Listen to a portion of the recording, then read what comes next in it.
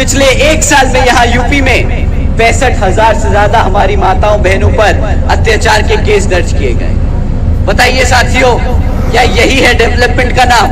क्या यही है विकास कि 400 से ज्यादा किसान भाइयों ने पिछले साल ही यहाँ यूपी में अकेले आत्महत्या कर ली? जो व्यक्ति अपने विचारों को आम जनता के दिलो दिमाग तक पहुंचा दे, उसे ही एक अच्छा वक्ता कहा जाता है। उन्होंने कहा था कि जो लोग यूपी की सरकार को बुलडोजर की सरकार बोल रहे हैं, उन्हें अपने आंखें खोलनी चाहिए और देखना चाहिए कि कितना डेवलपमेंट, कितना उद्योग यहाँ पर यूपी में आया है। साथियों, वो हमारे बड़े नेता हैं, वो देश के एक बहुत ही ऊंचे पद पे बैठे हैं। तो जब वो कहते हैं कि हमें अपनी आंखें खोल के देखनी चाहिए कि यूपी में क्या क्या काम हुए, तो हमने बिल्कुल वही किया। हमने अपनी आंखें खोली और देखा कि किस तरह पिछले एक साल में यहाँ यूपी में 65,000 से ज्यादा हमारी माताओं बहनों पर अत्याचार के केस दर्ज किए गए। बताइए साथियों, क्या यही है डेवलपमेंट का नाम? क्या यही है विकास? मैं समझता हूं कि आज की राजनीति सिर्फ बोलने मात्र तक नहीं, जनता के लिए कुछ कर दिखाना होता है।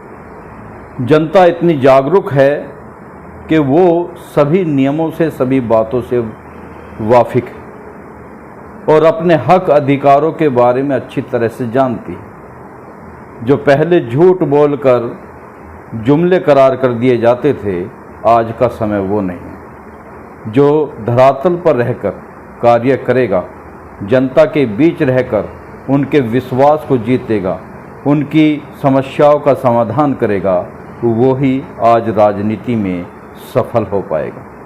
कि हम अपनी बहन बेटियों को सुरक्षा नहीं दे पा रहे, क्या यही है विकास? बताइए।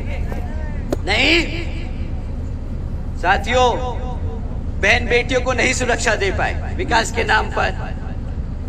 दूसरी ओर जब हमने और इंफॉर्मेशन ढूंढने की कोशिश करी और जानकारी हासिल करने की कोशिश करी, तो पता चला कि 400 से ज्यादा किसान भाइयों ने पिछले साल ही यहाँ यूपी में अकेले आत्महत्या कर ली।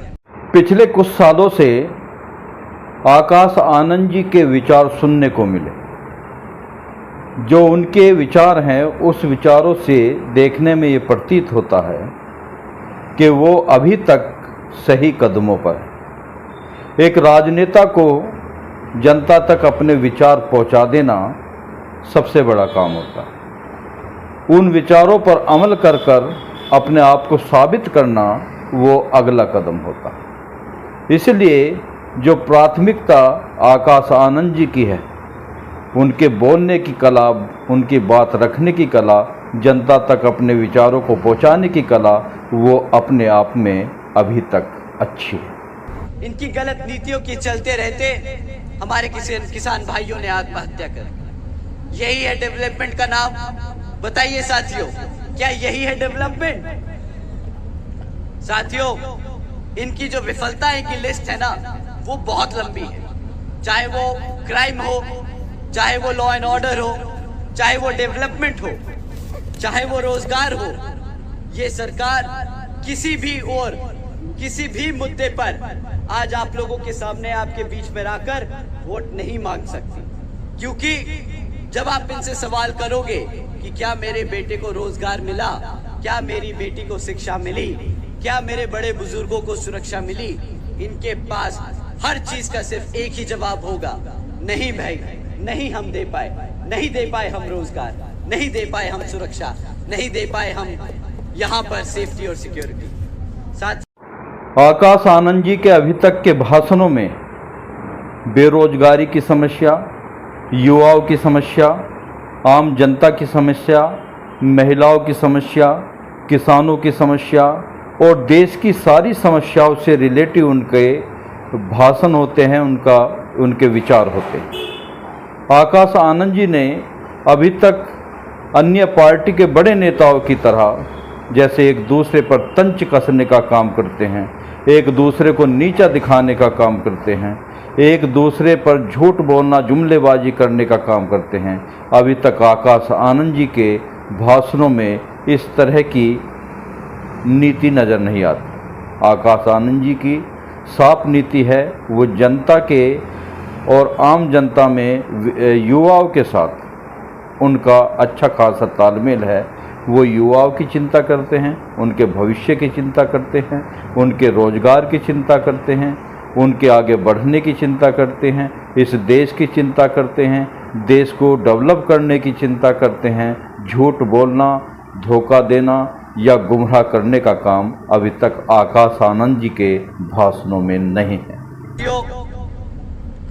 ये लोग आप लोगों से वोट मांगने के लिए और मीठी बातें करेंगे, कहेंगे कि भाई हमने राशन तो दिया था, तो अब आप लोगों को वोट तो देना पड़ेगा, परंतु आप बताइएगा कि रोजगार का वादा किया था, राशन का नहीं।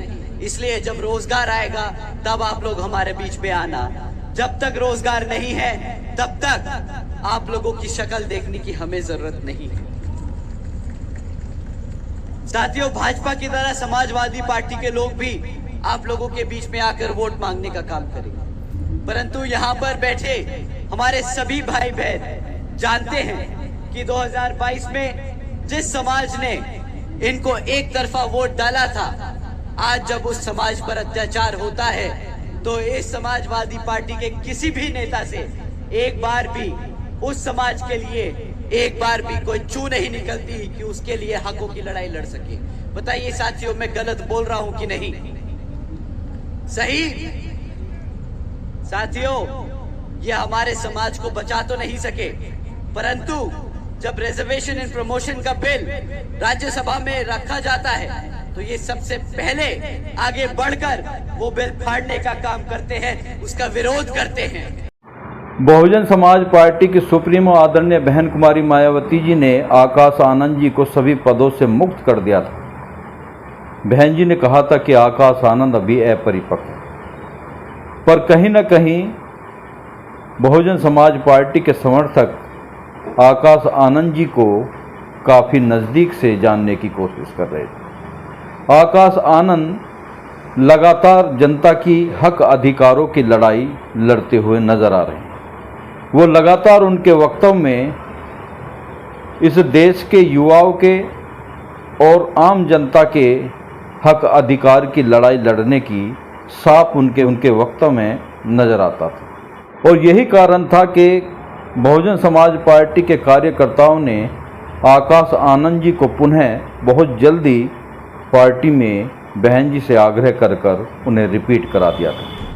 साथियों, ये वो लोग हैं जो समाज जिन्हें वोट डालता है उसके लिए तो लड़ते नहीं, बट जिस समाज से ये आते हैं उस समाज को अगर रिजर्वेशन मिल जाए तो ये उसके हमेशा खिलाफ खड़े रहते हैं। तो साथियों, बताइए, क्या ऐसी पार्टी आपके हकों की बात करेगी, आपके हकों के लिए लड़ेगी?